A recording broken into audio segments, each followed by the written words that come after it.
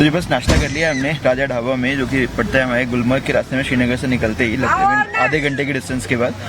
और पराठे नॉर्मल जो होते हैं पराठे का ब्रेकफास्ट किया है और उसके बाद आगे निकलेंगे। कह रहे हैं कि आगे ऊपर बर्फ़ पड़ी हुई है टॉप पे। अगर आप सेकंड फेज करते हैं गंडोला राइड का, जाके देखते हैं कैसी बर्फ़ है, कितनी है।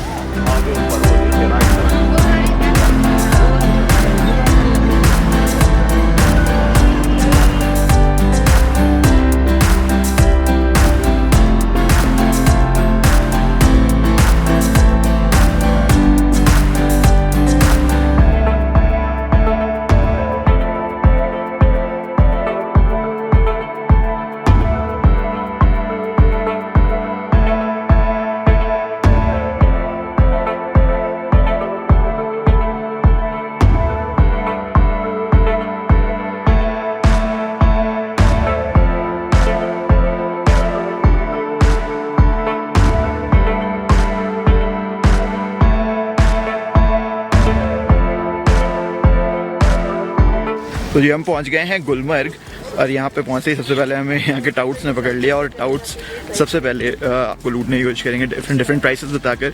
बग्गी वाले आपके पीछे पड़ जाएंगे।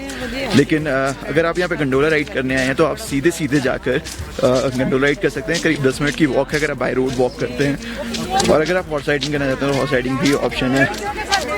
और मतलब गंडोला राइड करने जा रहे हैं इस मेस्मराइजिंग व्यू के साथ।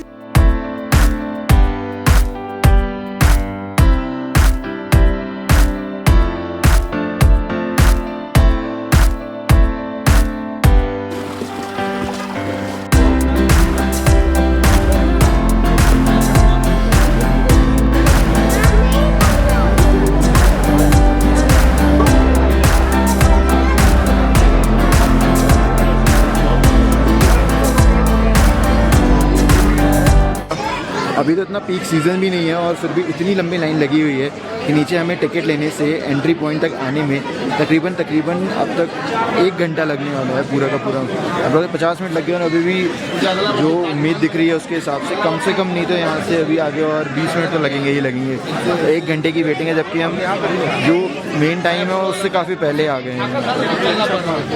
खैर आप अगर आते हैं तो रिकमेंड यही करूँगा कि आप थोड़ा और टाइम निकाल के आएँ और जल्दी आएँ, अदरवाइज यहाँ पे लाइन में आप काफ़ी देर तक खड़े रहेंगे। कितने लोग आप? 5 बड़े, 1 2 3 4 5 बड़े 2 5 बड़े।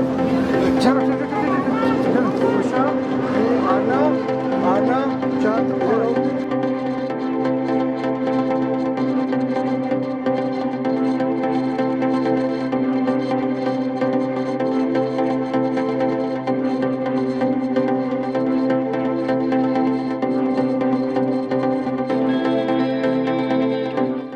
बस बैठ गए हम लोग अपने गंडोला राइड में तकरीबन 1 घंटे वेट करने के बाद।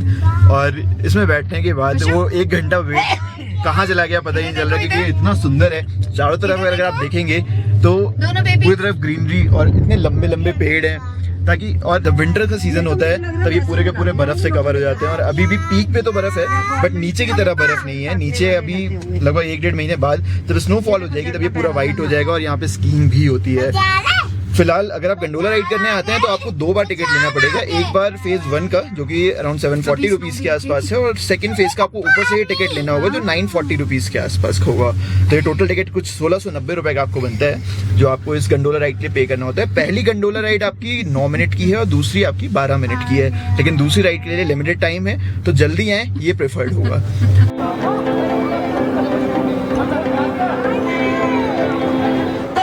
थोड़ा सा ऐड हो गया हमारे साथ। अभी हम फर्स्ट फेज़ पे आए और सेकंड फेज़ के काउंटर पे जैसे ही खड़े हुए हैं यहाँ पे बता रहे हैं कि यहाँ का कोटा होता है डेली तकरीबन 800 टिकट का, वो कंप्लीट हो गया है। तो बेसिकली फर्स्ट फेज़ का, तब सेकंड फेज़ जो आप देख रहे हो कि ऊपर स्नो वगैरह होती है वहाँ तक हम अब नहीं जा सकते क्योंकि कोटा कंप्लीट हो गया है।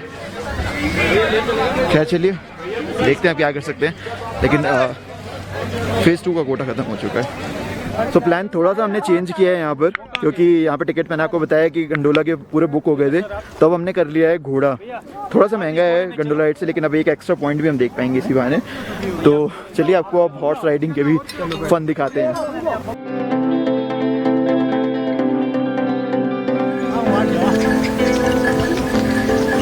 बिना के लगा हुआ है।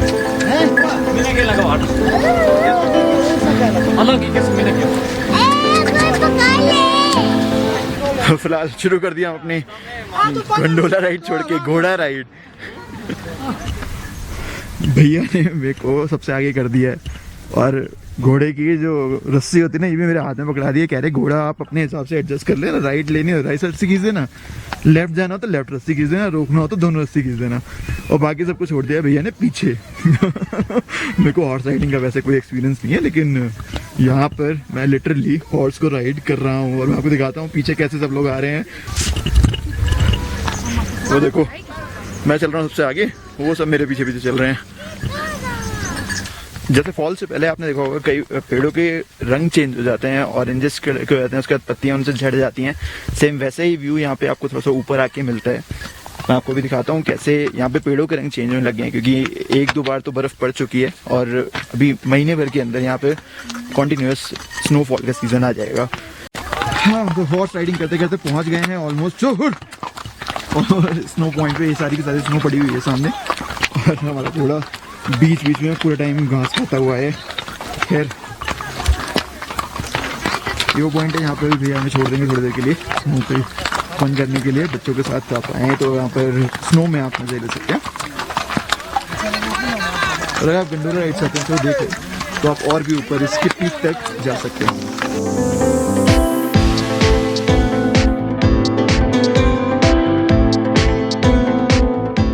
जैसा आप देख रहे हो यहाँ पे मौसम एकदम से बदल गया है, नीचे सारे बादल पीछे क्लाउड्स आ गए हैं, इस वजह से फॉग जैसा इफेक्ट यहाँ पे क्रिएट हो गया है पूरी वैली पे। तो आप भी अगर हमारी तरह गंडोला का सेकंड फेज लेट होने की वजह से मिस कर देते हैं तो एक बड़ा इंटरेस्टिंग डिसीजन हो सकता है कि आप यहाँ तक घोड़े से आ जाएं और घोड़े पे आके यहाँ पर स्नो को एंजॉय करें। हालांकि ये टॉप नहीं है लेकिन अच्छी खासी स्नो आपको यहाँ पे भी मिल जाएगी और स्नो को एंजॉय करें, क्लाउड्स को एंजॉय करें, इस पूरे वेदर को एंजॉय करें। उसके बाद अपना एक एक्स्ट्रा पॉइंट देखें जो कि वाटरफॉल है। ऐसा भैया ने बताया कि जब नीचे जा रहे होंगे तो उस टाइम पे एक वाटरफॉल भी हमें दिखा देंगे। तो मेरे हिसाब से अगर आपका गंडोला नहीं मिलता तो वहाँ से वापस जाने से बेटर है कि आप इस ऑप्शन को लेके थोड़ा सा आगे आ जाए।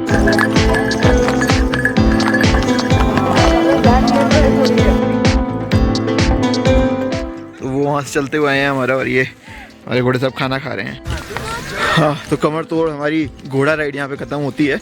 हम पहुँच गए वापस पॉइंट पर जहाँ पर ट्रॉलीज आके ख़त्म होती हैं, वो पॉइंट है वहाँ पर, और ये वाकई कमर तोड़ था। खैर चलिए फटाफट से उतरते हैं।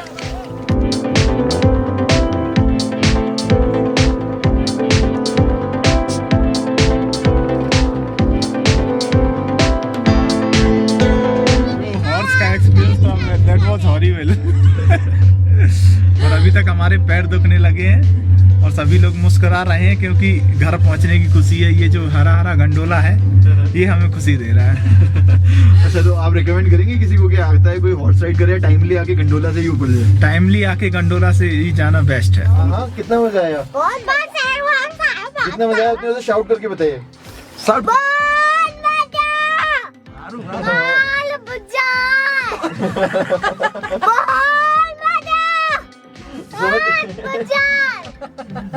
तो आप लोग समझ जाइए इन लोगों से कितना मजा आया इन्हें। लेकिन पर्सनली अगर मैं कश्मीर की बात करूं तो चीज़ें काफ़ी अनऑर्गेनाइज थी। ये थोड़ा सा ऑर्गेनाइज हो तो बेटर एक्सपीरियंस मिल सकता है आने वाले टूरिस्ट को। तो बस हम नीचे जा रहे हैं वापस गंडोला राइड से, और अगर आपको हमारा ये वीडियो पसंद आया हो तो हमारे चैनल को लाइक करें, सब्सक्राइब करें और इस वीडियो को ज़्यादा से ज़्यादा शेयर करें और कमेंट करें ताकि हम इसे इम्प्रोवाइज़ कर सकें, आगे आपको और अच्छी अच्छी जगह दिखा सकें।